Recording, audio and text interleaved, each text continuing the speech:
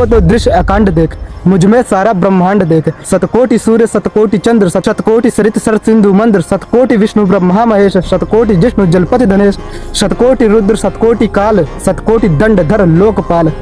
भूलोक अतल पाताल देख, गति और अनागत काल देख। यह देख जगत का आदि सृजन, यह देख महाभारत का रण। मृतकों से पटी हुई भू है, पहचान कहाँ इसमें तू है। जीवा से कटती ज्वाल सघन, सांसों में पाता जन्म कौन। मैं जब ही मूंदता हूँ लोचन, छा जाता चारों ओर मरण।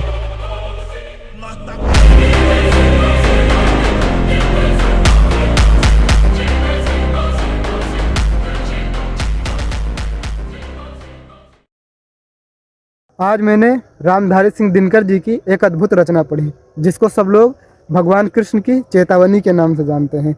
उन्होंने बहुत ही सुंदर रूप से भगवान कृष्ण का वर्णन किया है, और यह कविता उस स्मरण में लिखी गई है जब पांडवों का अज्ञातवास और वनवास सब कुछ पूरा हो जाता है। युद्ध के पहले शांति का एक मार्ग खोजने के लिए, एक मार्ग सबको दिखलाने के लिए भगवान शांति दूत बनकर हस्तिनापुर में जाते हैं। तो दिनकर जी ये लिखते हैं कि वर्षों तक वन में घूम घूम, बाधा विघ्नों को चूम चूम, सह धूप घाम पानी पत्थर, पांडव आए कुछ और निखर। सौभाग्य न सब दिन सोता है, देखें आगे क्या होता है।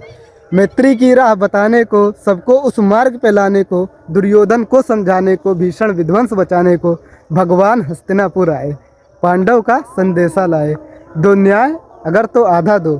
भगवान तो कहते हैं कि न्याय तो यही कहता है कि आधा आधा आपस में बांट लो। तो कहते हैं कि दो न्याय अगर तो आधा दो, पर उसमें भी यदि बाधा हो तो दे दो केवल 5 ग्राम। ग्राम मतलब गांव। तो दे दो केवल 5 ग्राम, रखो अपनी धरती तमाम। हम वहीं खुशी से खाएंगे, परिजन पर अच न उठाएंगे। पर दुर्योधन वह भी दे न सका। दुर्योधन बड़ा घमंडी था, उसने 5 गांव देने से भी इनकार कर दिया। वो तो कहता था कि सुई की नोक पर टिक सके भूमि का उतना भाग भी मैं उन पांडवों को नहीं दूंगा। तो वो बहुत ही घमंडी व्यक्ति था। तो दुर्योधन वह भी दे न सका, आशीष समाज की ले न सका। उल्टे हरि को बांधने चला, जो था असाध्य साधने चला। जब नाश मनुज पर छाता है, पहले विवेक मर जाता है।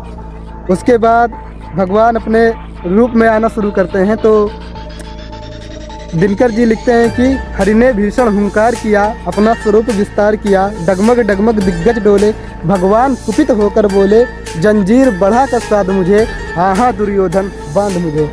फिर वो कहते हैं कि यह देख पवन मुझ में लय है, यह देख गगन मुझ में लय है। मुझ में विलीन झंकार सकल, मुझ में लय है संसार सकल। अमृत फूलता है मुझ में, संघार झूलता है मुझ में। उदयाचल मेरा दीप्त भाल, भूमंडल वक्षस्थल विशाल। भुज परिध बंधु को घेरे है, मैनाक मेरु पग मेरे हैं। दिखते जो ग्रह नक्षत्र निकर, दिखते जो ग्रह नक्षत्र निकर, वो सब है मेरे मुख के अंदर। दृग हो तो दृश्य अखंड देख, दृग हो तो दृश्य अखंड देख। मुझ में सारा ब्रह्मांड देख। चर अचर जीव जक्षर, अक्षर नश्वर मनुष्य सुरजाति अमर।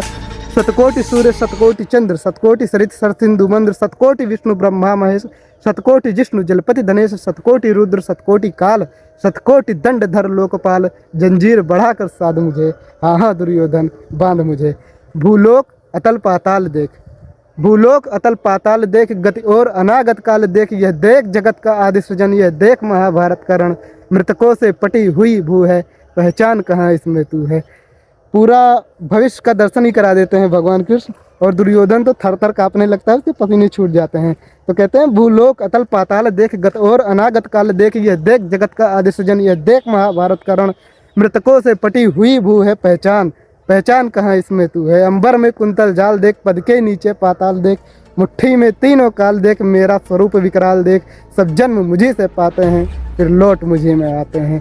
बांधने मुझे तू आया है, भगवान कहते हैं कि दुर्योधन तू मुझे बांधने आया है। तो बांधने मुझे तू आया है, जंजीर बड़ी क्या लाया है। यदि मुझे बांधना चाहे मन, तो पहले बांध अनंत गगन। जो शून्य को साध न सकता है, वह मुझे बांध कर सकता है। फिर इतना सब कुछ अपना वो विश्व रूप दिखाते हैं। दुर्योधन की फट जाती है पूरा प्रॉपर। फिर कहते हैं कि हित वचन नहीं तूने माना, दुर्योधन से कहते हैं कि हित वचन नहीं तूने माना, मैत्री का मूल्य न पहचाना। तो ले मैं भी अब जाता हूँ, अंतिम संकल्प सुनाता हूँ। याचना नहीं अब रण होगा, जीवन जैया की मरण होगा। टकराएंगे नक्षत्र निकर, बरसेगी भू पर बनी प्रकर। फनशेष नाक का डोलेगा, विकराल काल मुँह खोलेगा। दुर्योधन रण ऐसा होगा फिर कभी नहीं जैसा होगा। भाई पर भाई टूटेंगे, विष बाण बूंद के छूटेंगे, वायत त्रिगाल सुख लूटेंगे, सौभाग्य मनुज के फूटेंगे, आखिर तू भूषाई होगा।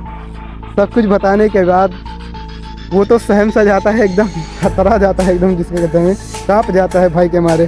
तो कहते हैं आखिर तू भूषाई होगा, हिंसा का पर्दाई होगा। थी सभा सन्न सब लोग डरे, चुप थे या थे बेहोश खड़े, दो नर ही न उसमें अघाते थे, धृतराष्ट्र विदुर सुख पाते थे, कर जोड़ खड़े प्रमुदित निर्भय, दोनों पुकारते थे जय जय।